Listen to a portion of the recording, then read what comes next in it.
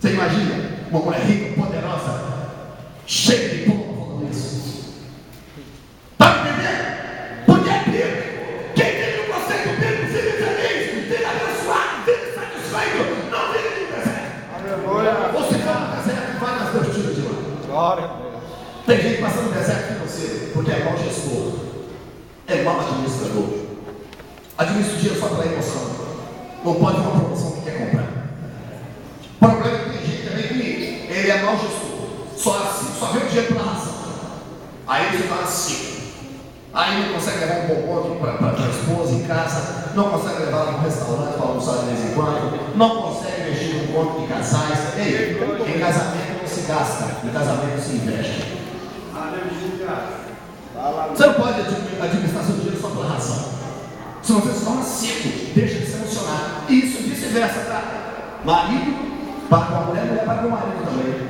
E você não pode gerir seu dinheiro só espiritualmente, porque dinheiro é assunto espiritual. Ah, não, pastor, por quê? Se dinheiro não fosse assunto espiritual, por que Isaías 55, verso 2, Deus disse: por que vocês gastam o dinheiro de vocês aqui que não é bonita de mim? Se dinheiro não fosse assunto espiritual, por que Jesus tinha sido vendido por 30 moedas de prata? Oferta, essas coisas é assunto espiritual, tão espiritual que o primeiro homicídio aconteceu por causa da oferta. Gênesis capítulo 3, versículo 3 e 4, a Bíblia diz que o Senhor era com Abraão, ia crescendo ele em ouro, prata e muitíssimos animais. Gênesis 39 diz que o Senhor estava com José no Egito e Deus o fez prosperar. Salmo 35, verso 27 diz: brado de júbilo os que amam a minha justificação, medita continuamente, engrandecido seja o Senhor que ama a prosperidade do seu servo. O que Deus não gosta é que você ama o dinheiro, porque se você amar o dinheiro, você deixa de amar a ele, e o amor ao dinheiro é a raiz de todos os males. E Eclesiastes 5:10 diz que quem ama o dinheiro não se farta dele. Mas quando você não ama o dinheiro, mas ama a Deus, o dinheiro vira tapete para você pisar. Atos capítulo 4: todos que tinham seus bens vendiam, traziam e depositavam aos pés dos apóstolos. Dinheiro tem que ser tapete para você pisar. Você não pode administrar seu dinheiro só pela razão que você se torna seco, só pela emoção que você sai comprando tudo, nem só pelo lado espiritual que você acaba enterrando lá dentro. Lembra-nos da parábola dos 8 talentos, ou a parábola dos 15 talentos? O que tinha 5 ganhou mais 5, 10. O que tinha 12 ganhou mais 2, 14. O que tinha 1 enterrou, 15. Só tem mais coisa. Na hora de prestar conta, o que tinha 5 falou: olha, eu ganhei 5. Está aqui o capital de giro, estou devolvendo. E o seu Senhor deu 5, o que ele tinha ganhado. O que tinha 2 e ganhou mais 2, devolveu 2, que era capital de giro, e chegou com 2 e entregou.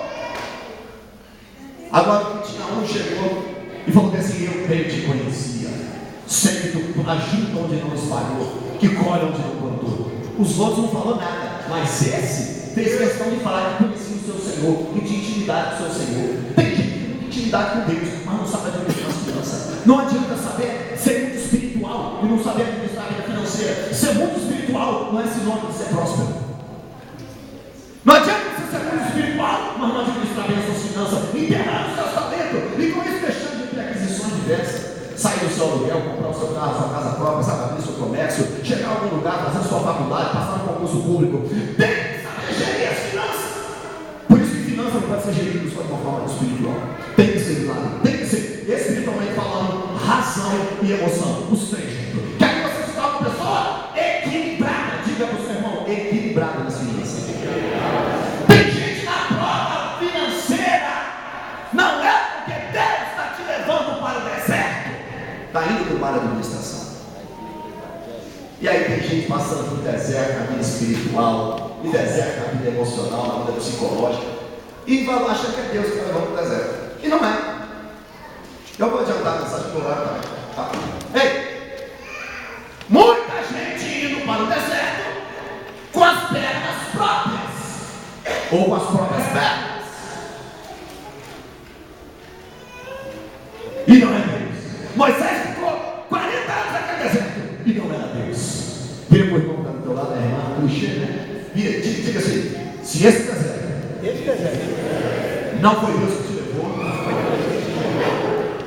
diga que você vai ter que orar. Diga que você vai ter que orar. Vai ter que orar. Para Deus transformar a maldição em bênção. E Deus faz, tá? Romanos 8:28. Amém. Diz que todas as coisas cooperam para o bem, né? Para aqueles que amam a Deus, que são chamados segundo o seu propósito. quando se tomam decisões precipitadas. Pablo Neruda, um famoso escritor latino-americano, ele diz assim: o homem é livre para fazer as suas escolhas, mas prisioneiro das suas consequências. Quando você faz escolhas erradas, você convive com as consequências. Nós somos hoje resultado daquilo que nós decidimos ser ontem. Você vai ser amanhã resultado daquilo que você decidiu ser hoje. Tem gente que hoje é uma bênção na igreja porque ontem decidiu aceitar Jesus, porque ano passado decidiu entregar seus caminhos ao Senhor. Tem pessoas que estão aqui no dia já foi usuário de maconha, já foi talvez alcoólatra, já foi usuário de qualquer dependente químico, já enveredou-se pelo caminho do crime, da homossexualidade. Mas você é hoje resultado daquilo que você decidiu ser ontem. Hoje você está na igreja, hoje você está em paz, hoje você está liberto, hoje você está feliz, hoje você está satisfeito, hoje você está abençoado, hoje você está batizado no Espírito Santo. Tem uma vida destruída, mas você tomou a decisão de vir para a igreja. Hoje está restaurado, hoje está renovado, hoje a família está vindo para a igreja. Os que estão desviados estão voltando aos poucos e Deus está fazendo obra. Xalabacaduras, pegando festa. Alabacoma, séria, barabacão, chocolate. Porque Deus tem suas maneiras de entrar. Agora, quando você vai para o deserto e é Deus que está te levando, pode ficar tranquilo. Vai dar tudo certo. Vai dar tudo certo. Você pode, se você está na prova e foi Deus que levou para o deserto, se você entrou aqui enfermo hoje, você vai sair curado. Se você entrou oprimido, você sai liberto. Se você entrou aqui fraco, vivendo na fronteira do tom e a queda, no limiar do escorregão, em uma tacada sinuosa e derrapante, prepara Deus, vai te tirar desse deserto, dessa caminhada espiritual.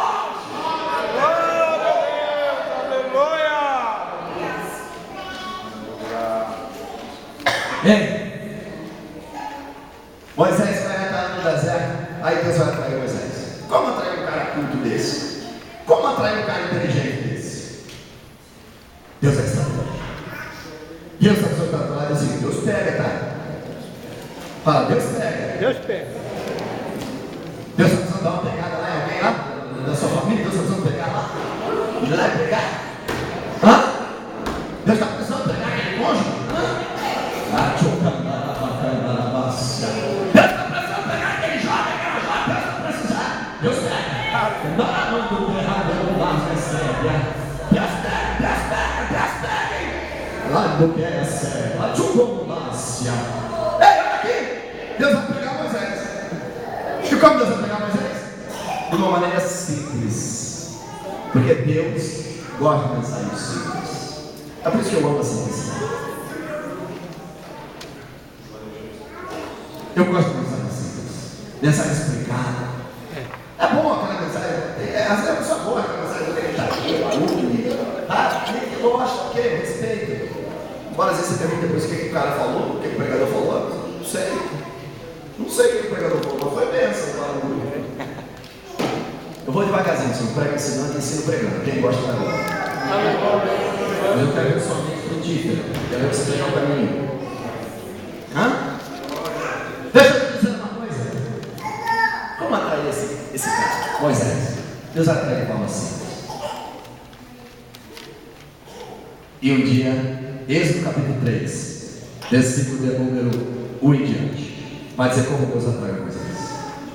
Diz assim: apacentava Moisés o rebanho de Jetro, seu sogro, e ele deixou o rebanho num certo lugar e foi a Horebe, o monte de Deus.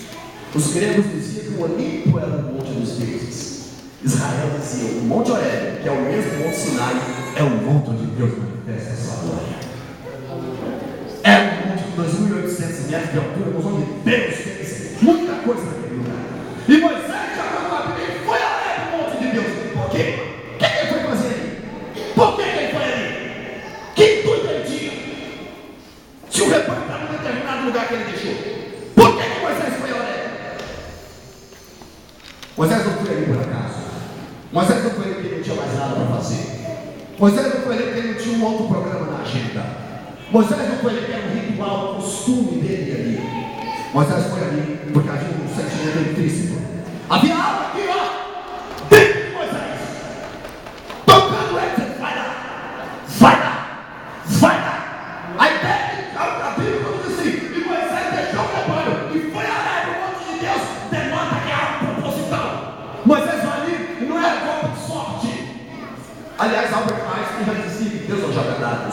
existe esse negócio de pouco de sorte.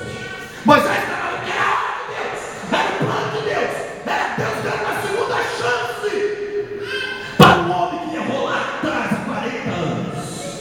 Era Deus dizendo: eu sou Deus que não vira as costas. E sabe uma coisa? A graça não vira as costas, tá? A graça não vira as costas. Não. A graça não vira as costas. Às vezes nós temos o costume, por sermos humanos, sermos fracos, deficientes, nós temos o costume de virar as costas. Nós abandonamos as vezes. Mas Jesus não. A graça não vira as costas. A graça não calunia. A graça não apedreja. A graça não tem de matar quem já está morrendo, ou não sepulta quem já morreu. A graça não faz isso. A graça não vira as costas. E Deus vai dar uma oportunidade para Moisés.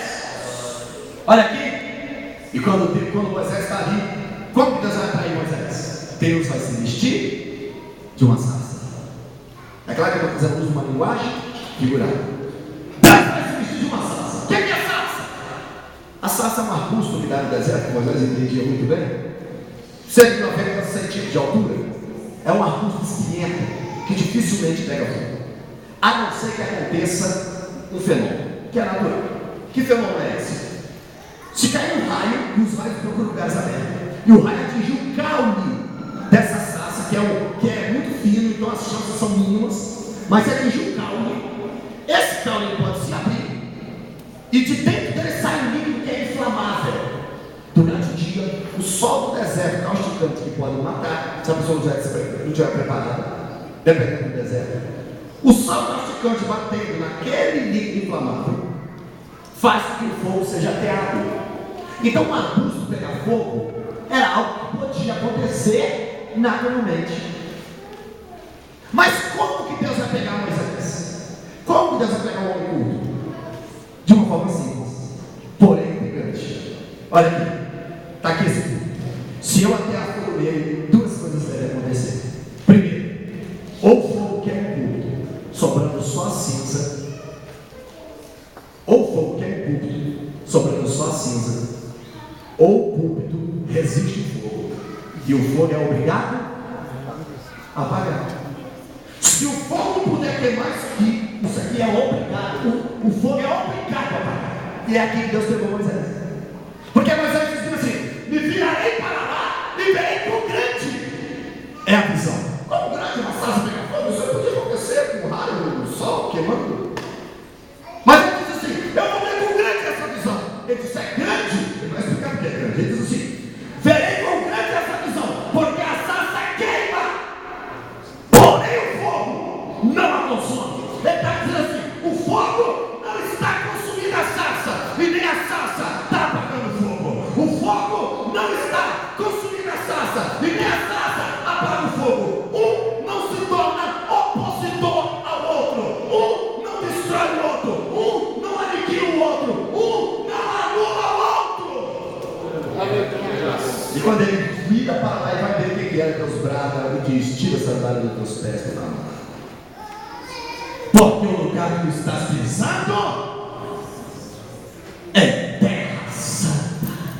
Aquele lugar nunca foi santo. Não sei como nunca foi. Mas quando pessoas estavam ali, gente que servia Deus estava ali, e Deus manifestava ali, então aquele lugar se tornava santo. O que torna esse lugar santo não é o microfone, não é o púlpito, não é não é a placa escrita de igreja. Não. O que torna esse lugar santo é a presença de Deus. E o que faz esse lugar santo é a presença de Deus. E a presença de Deus só está aqui porque você está aqui. Aleluia.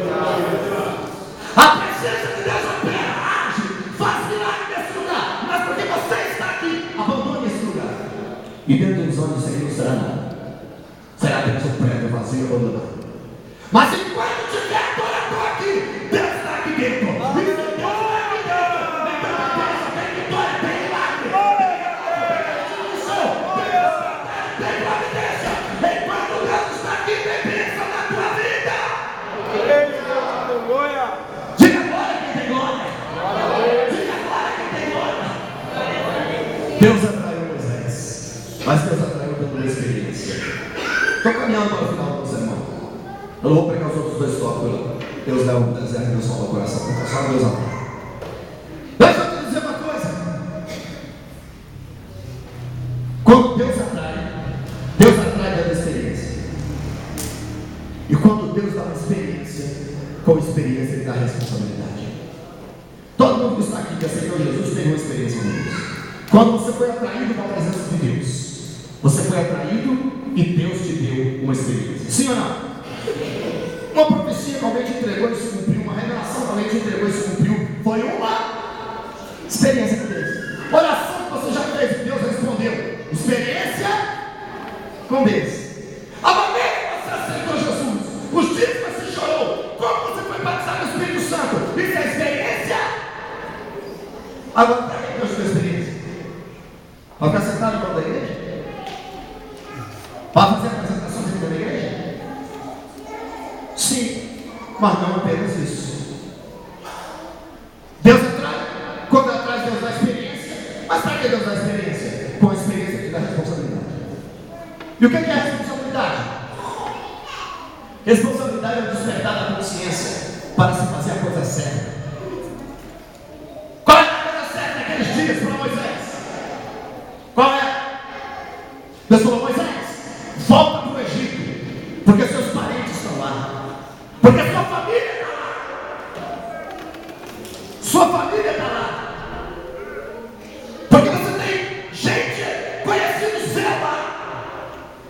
Volta para o Egito, porque tem pessoas lá que precisam de você. Deus te deu experiência, meu irmão?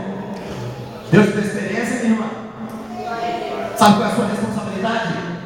Na sua rua, na sua faculdade, na empresa onde você trabalha, no colégio, no ensino fundamental, no ensino médio. Sim, aonde você vive, sua responsabilidade é dizer que Deus atrai, que Jesus salva, que Jesus liberta, que Jesus ama, que Jesus transforma. É sair cada domingo, cada dia de culto e vir para a igreja, mas vir com a consciência dizendo: eu não posso ir sozinho, tenho que levar mais alguém, tenho que convidar mais alguém, tenho que ganhar almas, tenho que trabalhar para o reino.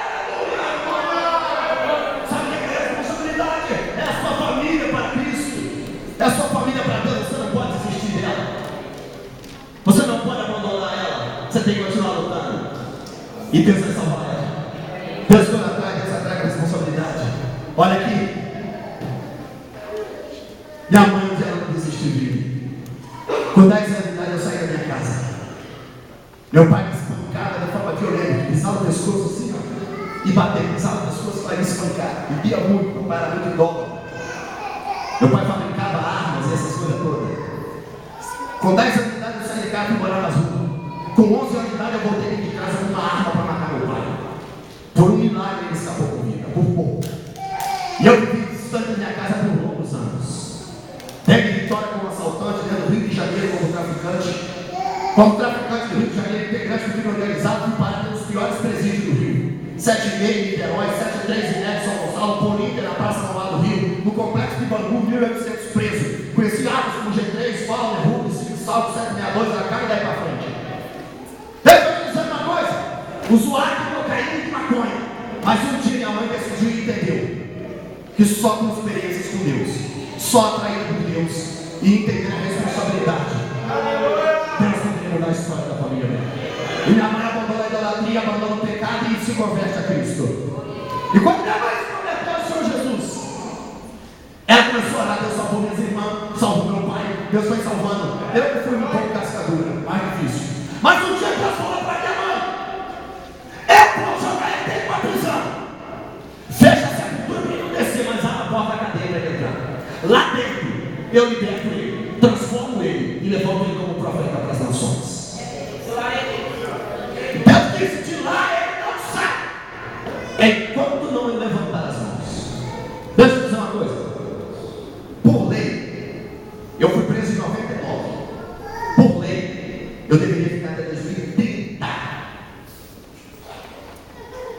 Olha aqui, eu não conto para o testemunho de igreja nenhuma, porque a igreja não está preparada para ouvir de onde Deus me tirou. E eu estou só dando uma pincelada aqui para você ver. Mas no dia que alguém orou e pagou o preço, Deus foi lá e aniquilou o que a justiça determinou. Paguei anos de cadeia, paguei. Cumpri penas, cumpri. Mas um dia Jesus foi lá. E no dia que Jesus apareceu pessoalmente para mim, por 2 vezes, ele me disse: meu filho, neste lugar eu vou te transformar e vou te levantar como profeta para as nações. E Deus, quando Ele promete, Ele.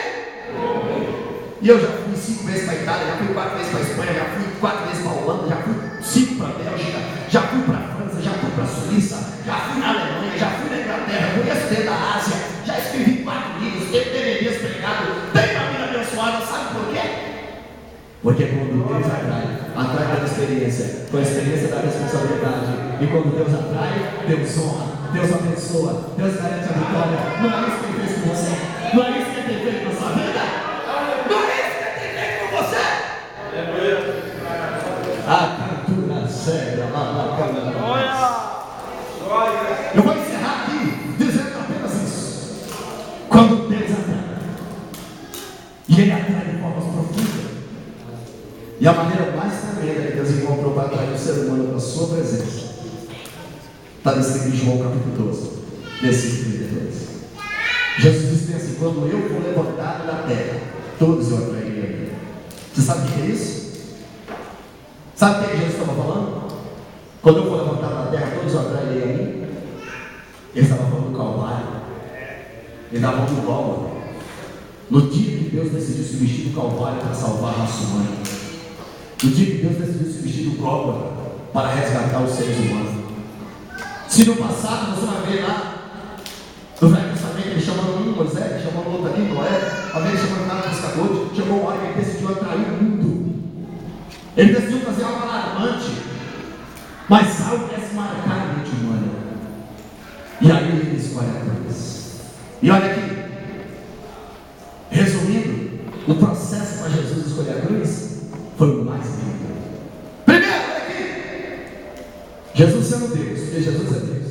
Colossenses capítulo 2, versículo 5 em diante diz que ele não quis por usurpação ser igual a Deus. Ele é Deus. Ele não veio há 2 mil anos atrás aqui apenas. Ele sempre existiu na eternidade, sempre como Deus. No princípio ele criou todas as coisas. Ele estava no princípio da criação. Jesus é Deus. Ele sendo Deus, a Bíblia diz que ele rejeita a sua glória. Filipenses, Colossenses 2, versículo 5. Rejeita a sua glória, rejeita a sua pompa, rejeita a corte angélica, rejeita tudo. E a Bíblia diz que vai se humilhar, assumir a forma de homem. Se humilhar, assumir a forma de homem. E morrer em morte de cruz. Jesus sendo Deus, ele vai receber uma natureza, não igual a minha, igual a sua. Que a nossa natureza é uma natureza pecaminosa, é uma natureza carnal. A de Jesus não era a natureza pecaminosa. Nós temos a natureza de Adão após o pecado. Jesus veio com a natureza pré-lapsariana, que é a natureza de Adão antes do pecado. Porque nós temos a natureza pecaminosa porque nós somos fruto de uma relação sexual. Não que o sexo seja pecado, mas por causa do pecado Adão e Eva. Agora o sexo dentro do casamento é bênção.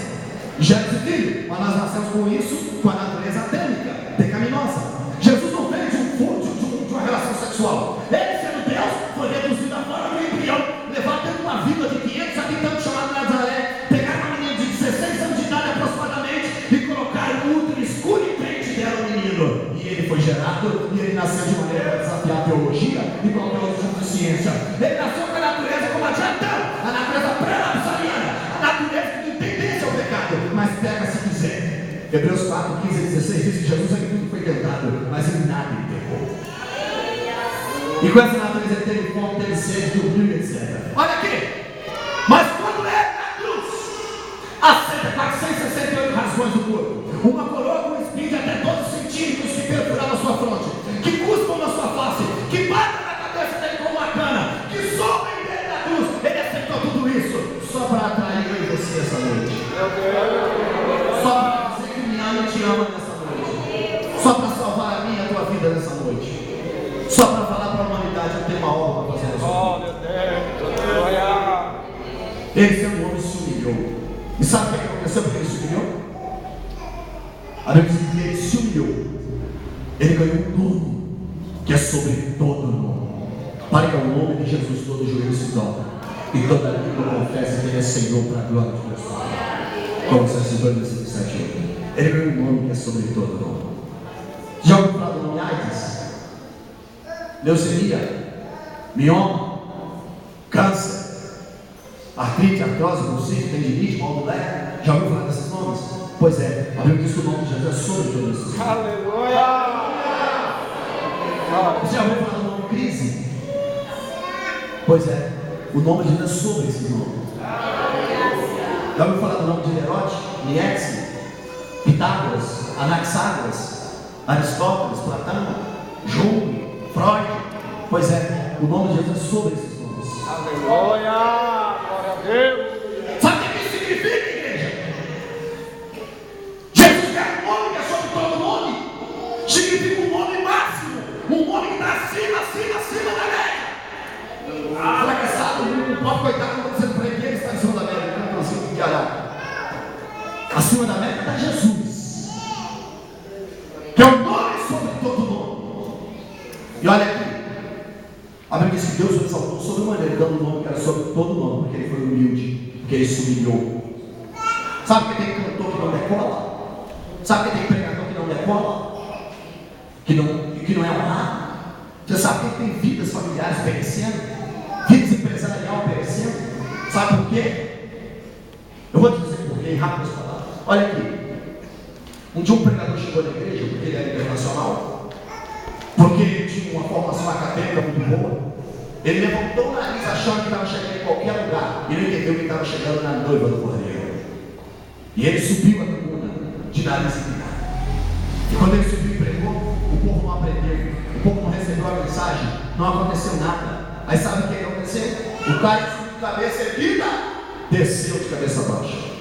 Sabe, Deus não abandonou ninguém. Quando ele estava descendo, Deus disse para ele: meu filho, se você tivesse subido da maneira que você desceu, você teria descido da maneira que você subiu. Quem sobe humilde, desce exaltado. Quem sobe exaltado, desce humilhado. Quer ser honrado nas áreas da sua vida? Quer ser honrado nas áreas da tua vida? Aqui, ó, o segredo, ó. Entendeu? Não entendeu, não? Quer ser honrado na sua vida? Aqui o segredo. Não importa quanto conhecimento você tem, não importa quanto dinheiro você tem, o segredo está aí. Eu quero que vocês coloquem de pé. Jesus foi exaltado sobremaneira e ganhou um nome que era sobre todo o nome, porque ele subiu. Quando chegamos diante de Deus com humildade, se humilhando, Deus nos honra, Deus nos abençoa, Deus nos dá vitória. Nós vamos invocar o nome do Senhor nessa oração. Eu gostaria de convidar você que quer essa oração, sai do seu lugar e vem aqui na frente, que nós vamos orar a Deus nesse momento. E nós vamos orar pela sua família, vamos orar pelas suas finanças, vamos orar pela sua vida espiritual, vamos orar pelo seu ministério, vamos orar pela sua saúde, vamos orar pela necessidade que você tem. E se você crê, quando nós invocamos o nome de Jesus, o nome dele vai fazer milagre na tua história, o nome dele vai fazer milagre na tua vida. Tem alguém que quer vir? Se tem, sai do seu lugar e venha, que nós vamos orar. E em seguida eu devolvo o microfone. Olha aqui, nós vamos orar.